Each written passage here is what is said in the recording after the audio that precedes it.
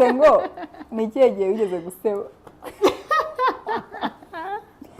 mwabantu mwe narasebye ndaseba nta nubwo nazibara izo nshuro nasebye ko nasebye n'iryari wasebye cyane ingero nyinshi cyane nagiye nseba mana we mvuze naho mpera kanumva urugero rwo navuga hano kuri iyi podcast ariko uko ndi kose mbikesha ubuntu bw'Imana kandi ubwo buntu yampaye ntibwabaye ubw'imfabusa turi kuvuga gutyo hari abantu benshi bajya bibaza yuko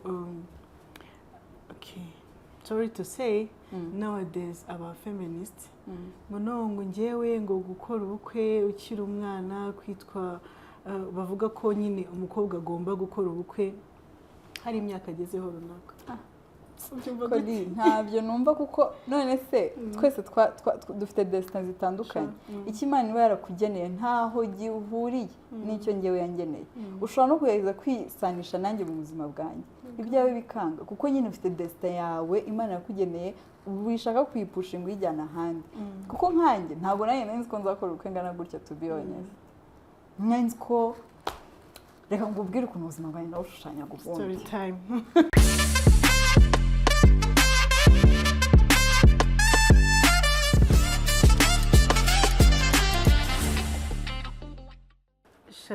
Shalom, beautiful people. Muraho neza, amahoro y'Imana bane namwe. Mbahaye ikaze kuri The Grace Note Podcast, a place where faith meets a real life and young heart come alive. Mbahaye ikaze muri episode yacu no munsi, aho tugiye kuganira kuri The Grace Made Me Lady. Hari abantu benshi bajya bigira yuko kugirirwa ubuntu n'Imana ikakwizera kugira ngo ukore ibintu ukiri mutoya. Ugire business, ukora ubukwe, umubyeyi. Hari abajya batekereza ko kuba ari iby'abato ari ibintu bidasanzwe. Nyamara ubuntu bw'Imana iyo bwakujeho byinshi muri byo bishobora kugeraho. Tubahaye ikaze kuri uyu munsi wa none tujye kuganira n'umuntu wagiriwe ubuntu n'Imana yo kwizerwa n'Imana ikamugira uwo ari uyu munsi. Tubahaye ikaze.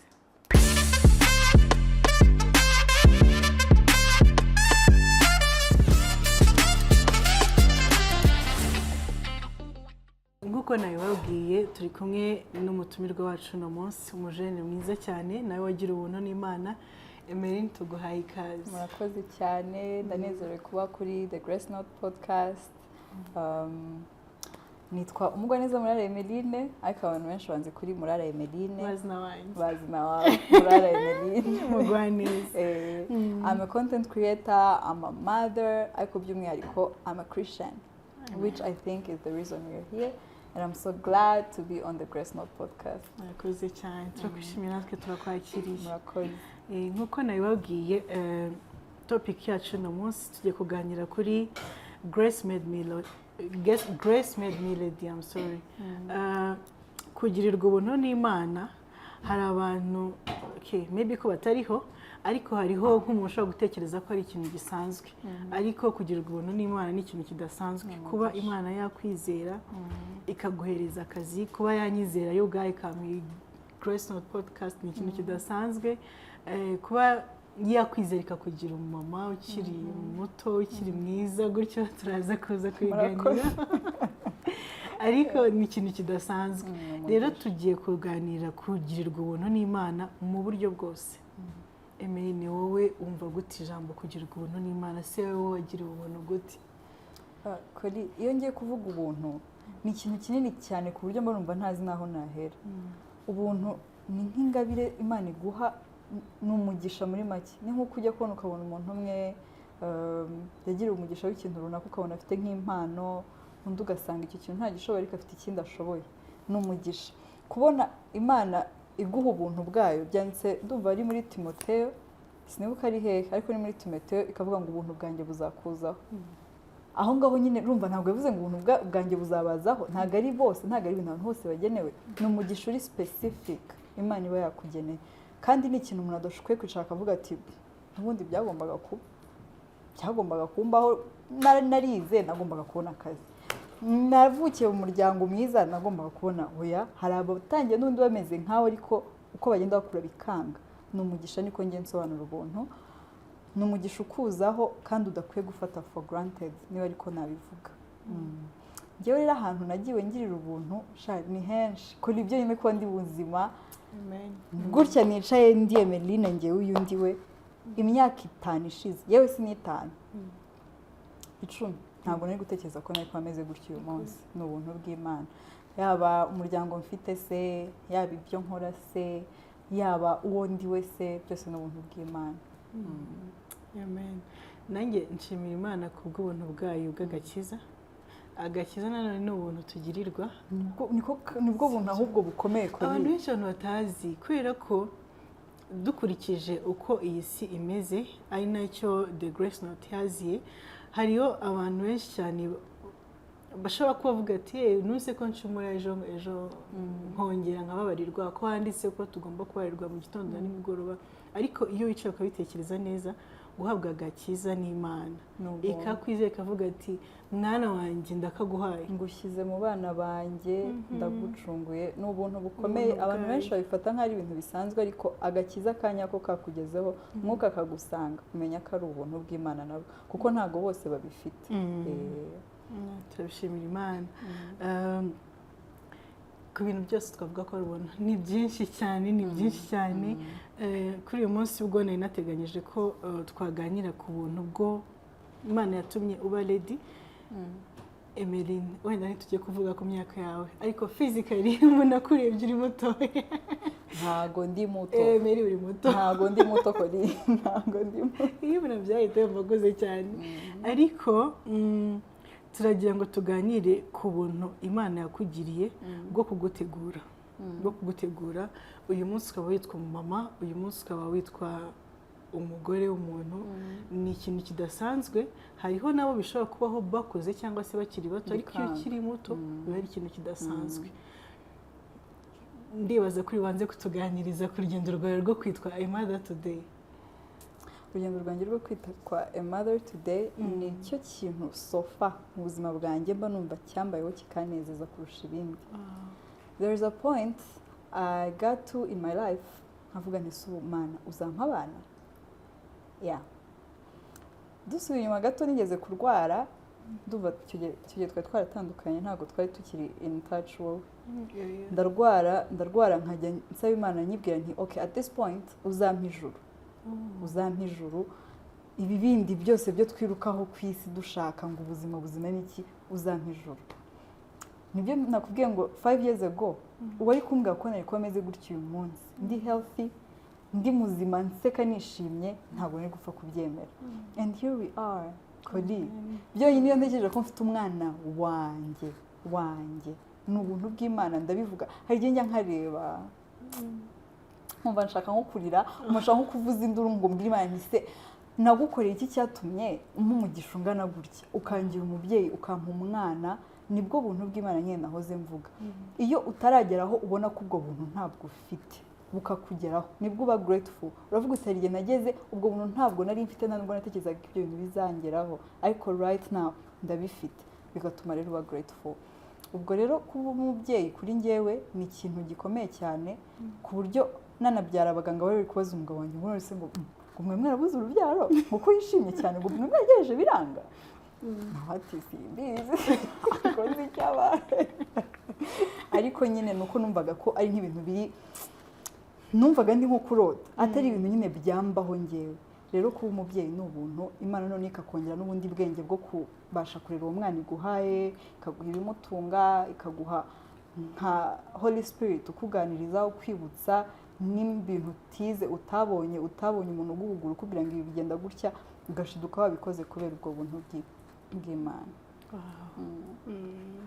Ubwo buntu rwose bugere kuri buri mukobwa wese bugere kuri buri mukobwa wese. Amen. None njye hari abantu benshi bajya bibaza yuko sorry to say nowadays aba feminists ngo njyewe ngo gukora ubukwe ukiri umwana kwitwa bavuga ko nyine umukobwa agomba gukora ubukwe hari imyaka agezeho runaka.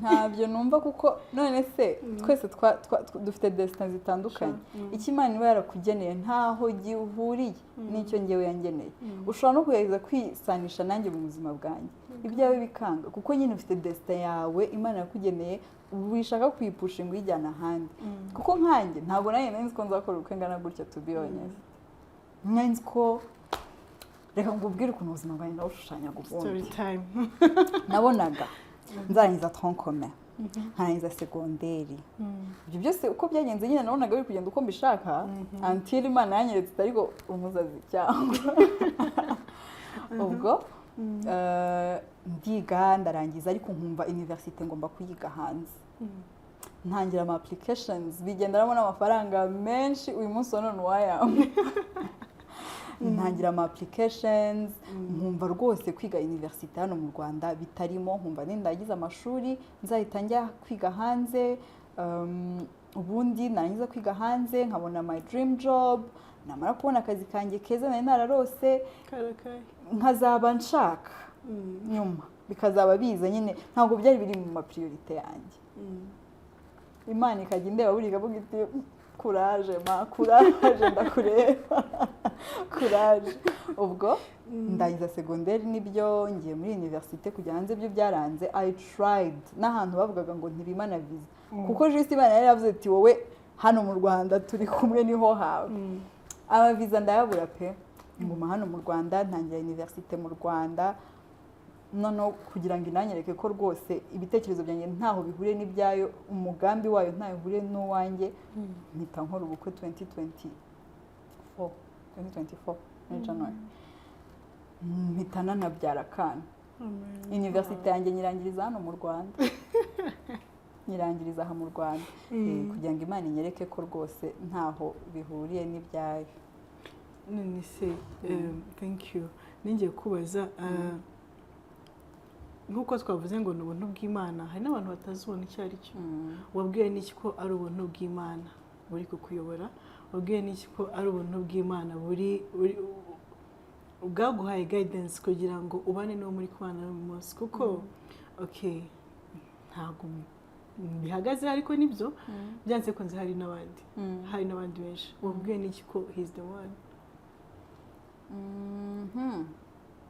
ubuntu bw'Imana bwo kugira ngo menye ko ari bwo ku buzima bwanjye n'ibyo byose ubwo byaferingaga nabaga nzi ko Imana nyine ivuga iti nzi ibyo nibwira kukugirira si bibi kandi ni byiza ubwo rero byarangaga nkavuga nti okay ni wenda wabonye ushaka kunjyana nka Belgique kaba yanze ko njya ahandi gushaka nkakomeza nkiharezo ariko nkavuga nti ni umugambi w'Imana tuko byagenda kose noneho rero ngarutse kuwo twabanye we kugira ngo menye ko ari we uriya riga twamaranye igihe twamaranye imyaka myinshi urumva niwe wenyine wari uri on the table I had no any other choices ni ukuri nubwo uvuze ngo n'abandi bari bahari ariko nta bandi nabona kuva 2017 uri muri high school kuva ndi hariya ku ishuri kuva 2017 kuri niwe wenyine utari ubizi menye ku ishuri twabera ku ishuri nabimenyeje bundi uri kwivuga mu kiganiro cyawe buriya se abantu benshi abantu benshi babimenye ngiye mvuye ku ishuri uwo ariko yarahagomye kurumva ngewe nigaga mu wa gatatu wiga mu wa gatanu ngiye rero mpita mpava ngiye muri superieur ariko turakomeza nyine turavugana urumva kuko I was so young nta wundi nabonaga nyine yari we ndinda ndangiza n'ishuri tukiri kumwe ubwo nyine nabonaga ari we buzima iyo mpemukira nyine ariko he was the only one I had kugeza icyo gihe byanze bikunze hamwe n'amahitamo yawe Imana yagendeye ku mahitamo yawe yarakoze yaranyumvise yabanye nanjye ubwo hari nk'ibintu byinshi njya nibaza hari ubwo nakikubajejeho mbere ntago ujya ubona hari ibyo washizwe cyangwa wagiyemo utarageraho wapi uyu munsi wa none mbona this was the perfect thing to happen to me kuko iyo ndebye byose ibyo byose nishushanyirizaga ndabireba nkabiburira agaciro compared to what I have now I have a happy family mfite umwana mwiza who looks at me like I'm his world. Ibyo ntaho bihuriye n'ibyo nashushanyaga ngo byo kujya kwiga n'ibiki. Yeah, so I thank God for this. Nta kintu na kimwe nahombye pe, ibi nibyo byari byiza kuri njye. Bivuze ko no mu rushako habamo ibyishimo, twese tutekereza bino. Habamo ibyishimo cyane iyo wagira umugisha Imana ikaguha umuntu wawe. Gusenga rero usengera urushako, usaba Imana uti Imana ndakwinginze undebere uwanjye nyine ubona tuzahuza, uzampa ibyishimo, uzagituma ntaha numva nishimiye gutaha. Ngiye kukubaza ngo ko mwamara icyo gihe cyose warabisengeye? Narabisengeye kuri, narabisengeye cyane kubera ko noneho twe tugeze mu bihe n'uyu munsi biracyariho by the way. Harimo amadeception menshi, ugasanga nk'abantu wari uzi ko bakundanye igihe kinini ukajya kubona ukabona biranze, ukavuga se byagenze bite?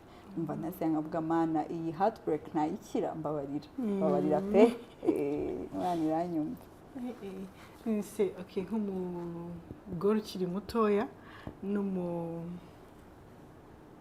n'umuntu wagiriwe ubuntu bwo kugira urukundo rwiza kandi rurerure, kuko rwose hari abantu baba baragize gutya mpaka bakagera kuri final. Ni irihe somo wize mu rukundo?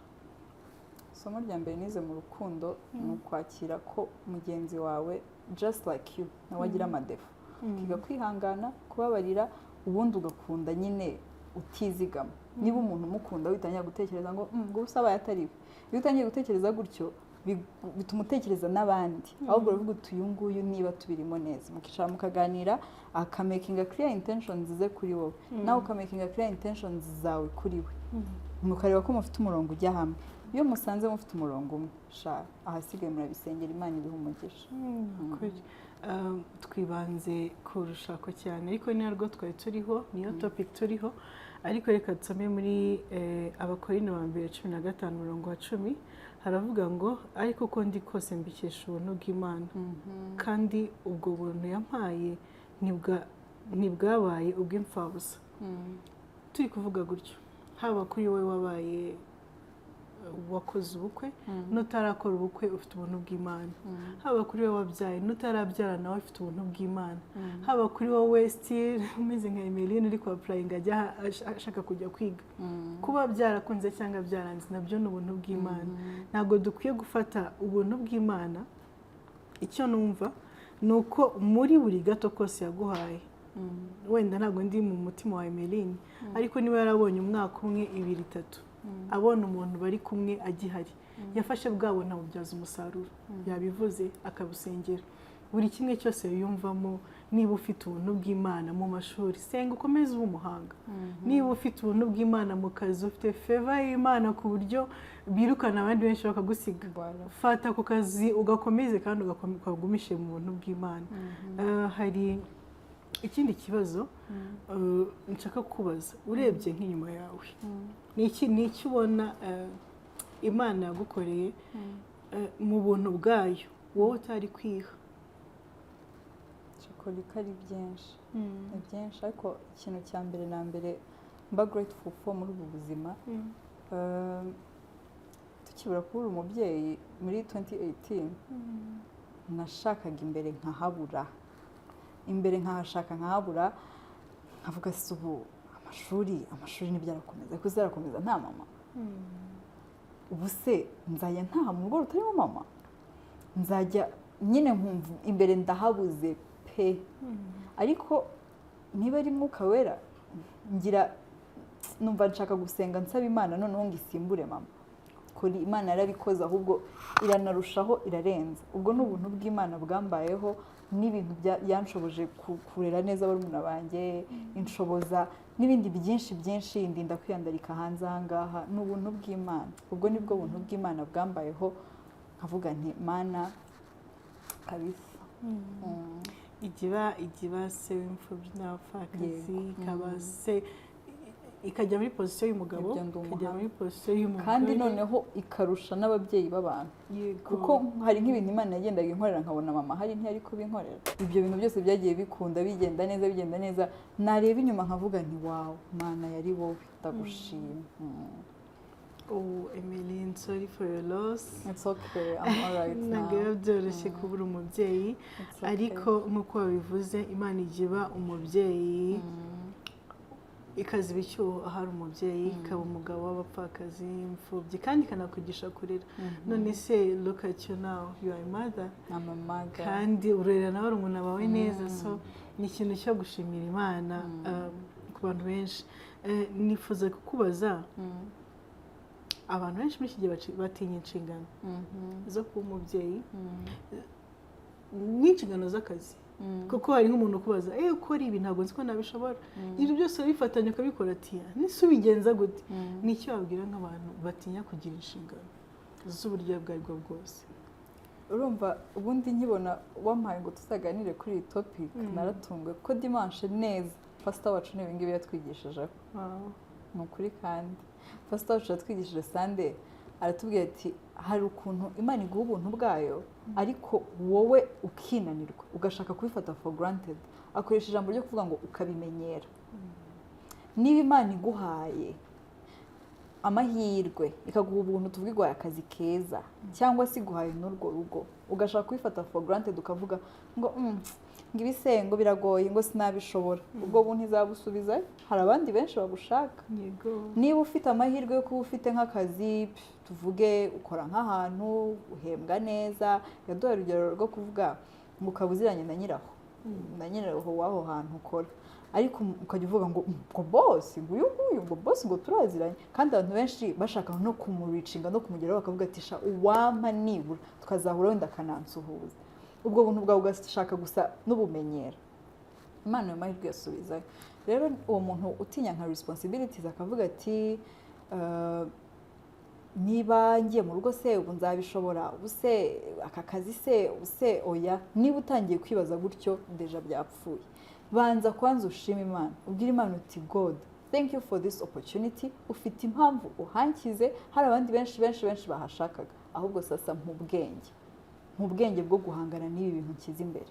Imana iyo uguhaye ubwo bwenge igenda ikongera n'ubundi buntu bwinshi bitewe n'uko witwaye muri iyo position yagushyizemo in the first place.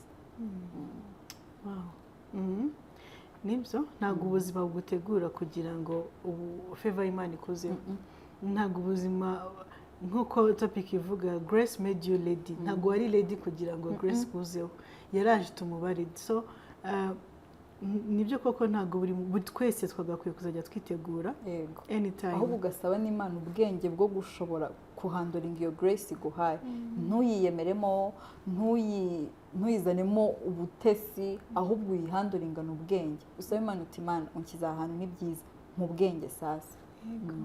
Ntubyiyemerane, kuko ku mugani wa Columbus ni umujene twaganiriye mu kiganiro cyashize, yaravuze ngo iyo Imana iguhaye icyubahiro gihora ari cy'Imana. Niba ubwo buntu bw'Imana ibuguhaye urimo urahembwa amafaranga atabaho, cyangwa se uhise kugira boss tarigeze unaca hasi, kuko abantu bajya bavuga ngo hoya ngo witumbagira abanza uciye ku mayisikariye, ariko hari ubwo Imana ibikora igahita ikuzamurika kugeza hahandi. Aho rero udafite ubwenge kuri udafite nk'ubwenge bwo gusaba Imana uti God, mu bwenge bwo kutarengwa cyane cyangwa bwo kutagira pride ngo nkabye, ahubwo mu bwenge bwo guhangana n'iyi situation nkizemo, kandi Imana irabuguha. Kubera ko aho watekerereza hariho hose n'ibyo waba urimo, byanze bikunze Imana iratwumva, kuko hariho yumva n'isengesho ry'umwana mutoya cyane, ikamwumva, ikumva n'iry'umukuru. Kumwe tuvuga ngo amasengesho y'ababyeyi bacu yaratugize, avuga ati Mana uzandindira aba bana. So ubwo buntu bwose ugiriwe, ubwo buntu bwose ubonye, ni byiza ko utabufata for granted. Ugomba gusubiza icyubahiro nyiracyo uwakiguhaye, ukibuka kuyishima ku gato no ku kanini. Ni ukuri. Hariho abantu benshi nk'uyu munsi bari mu ma deception, depression n'ibindi byose, akaba koko disi ubwo buntu yarabugiriwe, yarabubonye. Nk'uko kubivuze, ashobora kuba yarabuze ubwenge icyo gihe, ashobora kuba maybe ko atabuze ubwenge yarabwirayemo, kuko hari ho abantu benshi cyane ushobora guhabwa nagiye ntinda ku kazi, ariko ushobora no guhabwa amahirwe yo kuba Imana yakwizeramo ikaguhereza umuntu mukundana. Ejo ukagenda ukamufata for granted. yego Ku mugani wawe wavuze ngo iyo ibonye utayiregera bitwara irabijyana kabihunda ariko kuri uziko se hari n'igihe ubuntu bw'Imana buza mu bintu bitatunejeje. Hari igihe nk'ikintu kikuba ukavuga atari ko Mana ibi ngibi bigenze bite ko wari warambwiye gutya na gutya kandi ahubwo ari bwo buntu bw'Imana. Uwo muntu atari nk'uwawe wowe warabibona ukavuga uti sha ibi bintu kabisa biri promising uyu muntu n'uwanjye ariko atari uwawe ahubwo ubuntu bw'Imana bukazira mu kumukwaka kugira ngo uzahure n'undi mwiza cyangwa se umuntu yari nka toxic mu buzima bwawe nko kuza gusigira ibyo bidepression n'ibiki ariko ukavuga uti ntacyo nahangare n'akadepression ko kumubura ariko murindi ibyo bidepression bindi bizaza nyuma igihe kirekire birakuzamwangiza. Nicyo kibazo nari ngiye kukubaza haba kuri ibyo mu rukundo haba no mu kazi cyangwa no mu buzima busanzwe. Hariho abana babana n'ababyeyi batari ababo baba mu ngo z'abandi baba bafite utuntu twinshi cyane bareba kuko iyi podcast yes ni urubyiruko ariko n'ababyeyi bashobora kuyireba yego n'abo bana bashobora kuyireba kavuga ati se ko yavuze mu by'urukundo gusa mu bundi buzima busanzwe ko akunda abona nyine bigoranye biba bigoye kumubwira ngo ubuntu ashaka kumva ngo ati Mary yavuze ubuntu byarakunze turakuzi nyamara akirengagiza ko nyamara nawe ibyakorewe nawe byamubaho cyangwa bikanaruta ahubwo ahari ko nahabaye nanjye aho ari narahabaye ntago abantu bose ibintu bita bikunda kuri noneho sasa burya hari ikintu cyiza nabonye uzi ko iyo Imana ikugiriye neza warabanje guhangayikaho gato ari nabwo ubona agaciro k'ibyo ngibyo ufite ndumva yigeze kwikubwira aho kare kugira ngo ikintu ubone agaciro kacyo nk'ubu ngubu umuntu utarahuye n'inzara ntazi agaciro k'ibiryo umuntu w'umubosi wabanje gukena ku giceri cye niyo yaba afite amamiliyari kugira ngo akiguhe uba wakivunikiye kugira ngo ibihumbi 10 niba ntacyo wamukoreye niba mutari famiye ntacyo yaguha aza agaciro k'icyo gifaranga icyo giceri ashaka kuguha aza agaciro k'ayo mafaranga kuko yaramuvunnye n'igihe yabaye havuga ati Mana wampaye n'igiceri c'10 akakibura. Rero icyo mvuga niba uri aho ngaho hitwaremo neza ukorera Imana ntuvuga uti byaranze reka njye mu nzoga byaranze reka njye mu matabi. Fata uwo mwanya usenge nubwo nta bisubizo uri kubona ku kanya ariko senga. Hari umukozi nanjye ujya uvuga ngo n'ibintu byaba biri kugenda neza ujye usenga ubwira Imana ngo aya masengesho azanabare mu gihe nzaba ntabasha gusenga cyangwa nzaba ndi mu bihe bibi cyane amasengesho yanjye ari make aya masengesho uyabike uyasenge nk'uyastoka.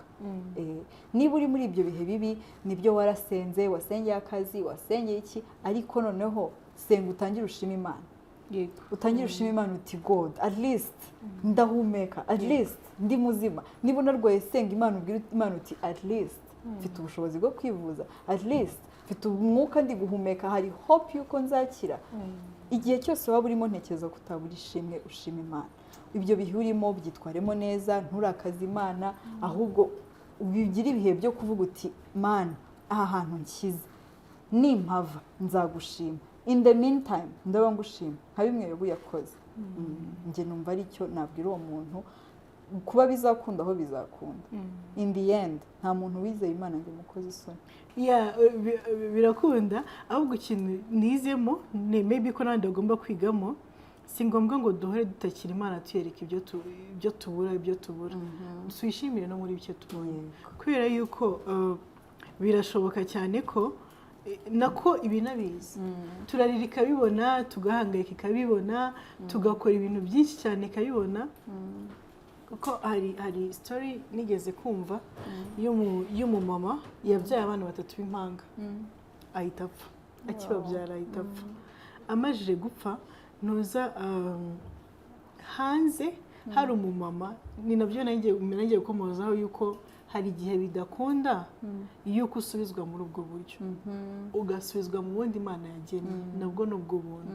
Hari umumama w'umukire cyane umaze 20 ari gusengera urubyaro yararubuze noneho mu nyuma ngo ari kugenda aza guhura na twana 3 twapfuye nyine twapfuye kuri mama wabo aradufata araturera ariko mama we yahoraga asenga nawe utwana twapfuye mama we yapfuye yarapfuye hari undi mama wuze urubyaro yego ahura n'utwo twana aba ari uturera araturera ku buryo twaje gukura tumuhesha ishema bamwita mama abana bakurira mu buzima bwiza cyane kuko uwo mugore ari umukire cyane rero urumva ntabwo ubuntu bw'Imana nanone buzira mu byo twe dutekereza umugambi wayo hari igihe biza mu bundi buryo kandi koko ugasanga ntacyo butwaye ko urerwa n'undi muntu ntacyo bitwaye ko uva ahantu ukajya n'ahandi nitwo twana ko n'ubundi mama watwo tutari tumuzi sibyo Imana yaduhaye mama watwo mushyashya kandi araturera neza aradukunda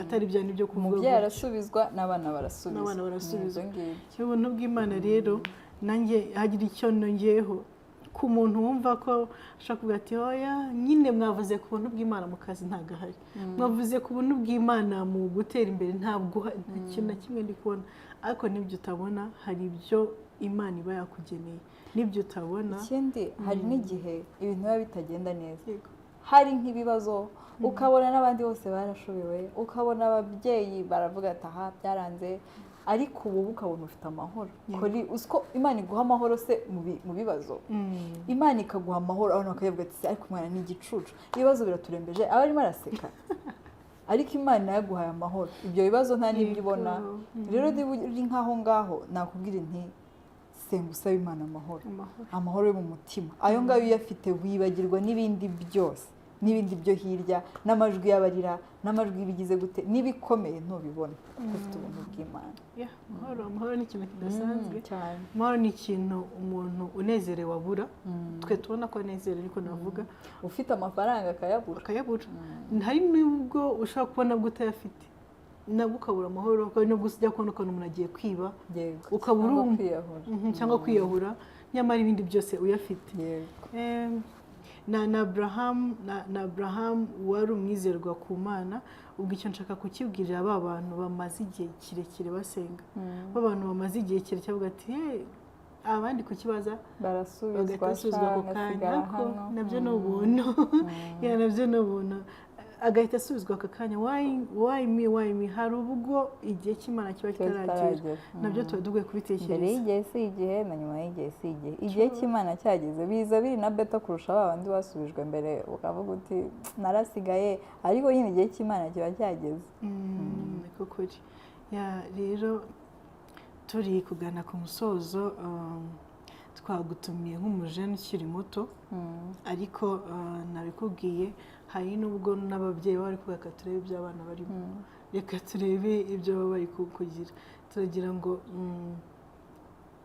tugire nk'inama tugira abantu bose muri rusange nubwo twagiye tubigarukaho ariko ugira icyo ubwira aba young mothers like you abakobwa bari bameze nkawe mu gihe gito gishize uvuyemo n'abakuru kuri wowe still n'ubu ngubu nubwo bashobora kuba babona harimo n'ibindi bintu byinshi cyane bitagenda hari meme nabonye kuri Instagram ngo subira ni meme ni post sinzi niba ari meme ni post ivuga ngo the cheat code is praying niryo banga ni ugusenga kuri waba ushaje waba uri umwana waba uri umubyeyi senga kandi wizere senga wizere yego kwizera byo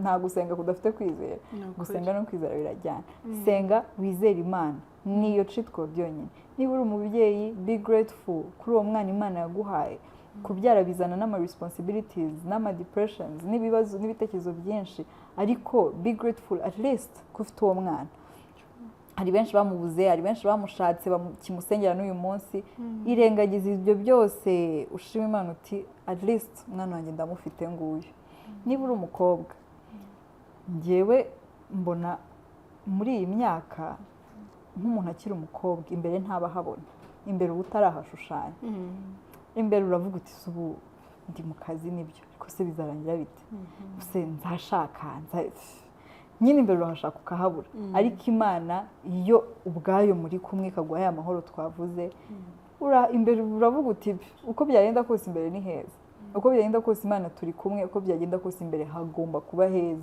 kuko ibyo ngibyo nabisezeranyirijwe ndi umwana w'Imana, imbere hagomba kuba heza. Niba uri umuntu mukuru ntawe senga, nicyo gusa, niyo nama nagira umuntu uwo ari we wese, senga wizere Imana, ibindi byose ugenda ubona bikunda. God bless you, n'umugisha kukugira. Thank you. N'umugisha kukugira. Nanjye nagize byinshi cyane ndenzaho. Icyo twaganiragaho ni ubuntu bw'Imana butuma uba ready, butuma wiyumva ko n'ibyo ukeka ko utashoboye ushobora kubishobora, kubera ko twakomeje tuvuga ku kazi no mu bindi. Hari igihe Imana iguha inshingano ukavuga ati Imana ni iki nakoze, ese ibintu nzabishobora? Icyo twaganiraho rero, icyo nakubwira wowe ku giti cyawe uriwe naho ugeze uyu munsi, reba ka kantu gato ufite, reba bwa buntu Imana yakugira bwo kugira ababyeyi. Hari abantu badafite ababyeyi, hari abantu bafata for granted, bakanababwira nawe ati Imana mfite umubyeyi umeze gutya na gutya, ku mugani wa Emeline ndutwa n'abatamufite ngira gute, are you sure? ku mugani wa Emeline, basengere kandi basabire umugisha. Ibyo ubona badafite bibasabire, Imana irabitanga. Ku bakobwa n'abahungu bakiri batoya, utekereza ko ubuntu bwawe butaragera, ntabwo ubuntu bwawe buba mu gushaka, ntabwo ariho gusa buba. Yes, ni umugisha w'Imana, ni Imana iwutanga, ariko ntabwo bibaho ngaho gusa, wirindira aho ngaho. Imana yaguhaye akazi, gakore neza. Imana yaguhaye umuryango wo kwitaho, tuvuge ku mugani nta babyeyi ufite, uri imfubyi, ufite baruna bawe ureberera, biteho. Umugisha uzaza usanga uri aho ngaho, umugisha uzaza usanga uri aho ngaho. N'abahungu namwe ni kimwe, si ngombwa ngo niba Imana inaguhaye n'ubwo buntu iguha akazi, iguha amafaranga, si ngombwa ngo ujye kuyiyandarikamo, si ngombwa ngo witure nabi Imana yakugiriye iguhaye amafaranga, bikoreshe nk'uyiguriza.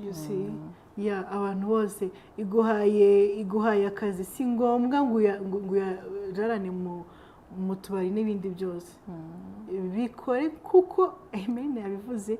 Ubwo buntu nibiguhereza ugasanga ntabwo bigukwiriye, babuha abandi babusengera. Bijya bibaho, ukabona umuntu wari umukire yarakennye ku bantu bakuru, kuko bifashe nk'aho narabivunikiye ibi ngibi n'ejo navunikira ibindi. Kandi ibyo byose ubona ntibikubuze kwegera Imana, ntibikubuze ubwongeze nanjye ku bantu bakuru baturuta. Ni byiza ko wa mubyeyi we wasengeye umwana wawe hari imigisha yabonye, akazi yarakabonye, urugo rwiza yararubonye, wirekeraho. Akeneye kugera aho wageze, kandi ikindi akeneye nijoro. Uzi ko hari n'amasengesho akora y'abasogokuruza basenze, akatugeraho twebwe. Sengera abuzukuru, sengera abuzukuruza, sengera abuzukuru, sengera n'igihugu cyawe, kuko nk'abaturuta hari byinshi bagiye babona wenda twe tutabonye, ariko demo ugisengera, demo natwe urubyiruko twiyumvamo imbaraga zo gukomeza kugikorera, zo gukomeza kucyubaka. Ubwo buntu rero bwose twagiriwe bwo kugira igihugu cyiza, bwo kugira imiryango myiza, bwo kugira abagabo beza, bwo kugira abavandimwe beza, n'abakozi bo mu rugo nabo bajya baba umugisha cyangwa bakabona umuvumo, nabyo bijya bishoboka. Rero ubwo buntu bwose wagiriwe mu rwego rwose urimo, twagusabaga ngo ntubufate for granted, ubushimira Imana kandi ubusigasire. Thank you so much Emeline. You're welcome. Hano tugira igice cya nyuma cyitwa Vibe and Crust. Ntabwo wigeze ubitekereza, wanyweye amazi gusa, iruhande rwa hari akantu. Narabibonye se, sinarebye ibiganiro by'abandi, urabibonye, ahubwo nategereje kumbwira ngo nanjye be naragufite amatsiko ngo uhite ugafata ukarebemo. Mfate hageze uretse ntabwo sinzi ibibazo abantu Corinne. Ni iki kintu wazanye mu isakoshi yawe? Mu isakoshi yanjye harimo ajenda, harimo sakame, harimo rabero, harimo si ibyo, tumva ari ibyo. Ufite amafaranga angana n'iki nonaha mu ntoki? 550. na 50 50. si ibiceri 550. Ni iki kugeza ubu ngubu, ni iki ubuzima bwakwigishije? Shakuri kari byinshi ariko bwanyigishije ko after a dark night there is a bright day after that. Amen. Uko byagenda kose buracya bwakira bugatinda ariko buba bugomba gucya. Ni ukuri burongera bugacya. Buracya wanga ukunda. Ni ukuri. Hanyuma rero ako gaseke nakakwegereje, urakoramo kuremo one paper, don't cheat. Nkuraba ko hejuru cyangwa nshaka kurusha. Nushaka kugakuremo yacange amakarita n'ikibazo. Okay. Haba hariho ibibazo harya. Hanyuma you choose one. Mana akangaka wari ubizi ko ndi ugasoma cyangwa nakakomo. Akubona Yego. Okay, rakidusomera nagisubira. Yeah. Rakidusomera nakidusubize. Aha. Ikibazo kiravuga giti witwa nde? Nitwa Emily. Ndabeshya. Handitse ngo ni ikihe gihe wigeze guseba? Mwabantu mwe narasebye ndaseba ntabwo nazibariza inshuro nasebye. Ko nasebye. Biryaye wasebye cyane. Ingero nyinshi cyane. Nagiye nseba mana we buze naho mpera kanumva urugero rwo navuga hano kuri iyi podcast. Nuko ndi gushaka ikidasebetse cyane napfa kuvuga gisebye. Guseba narasebye gisebo ni ngewe. Nagiye nseba kenshi cyane. Igihe nigeze guseba twiga nigaga mu wa 4 mu wa 5 nabwiye abana twiganaga ubwo nari ntashye ndwaye ni ngewe ndatashye no nari ndwaye nari nirwaje ntabwo nari ndwaye narirwaje ngo nshaka gutaha ndataha ndababwira ni ngewe burya rero nzagaruka kera sheri iwacu bangaruye bugicya batijya kwiga turataha ujya hehe urumva mu banyeshuri kuba wavuze uti ngenda atashye iwacu bari cool ntago batuma ntaha bugicya sheri baragiye bangurira utu antibiotique bati ngaho zinga ujye kwiga wa mwana we umunsi ukurikira nasubiye ku ishuri. Nagiye nseba cyane kuri ibindi byose nabivuga ko narasebye kabisa. Wabivuga ikindi gihe kuri ni byinshi mbabarira. Narasebye nagiye nseba. Ikibazo urakoze cyane Melanie, twanezere no kukugira.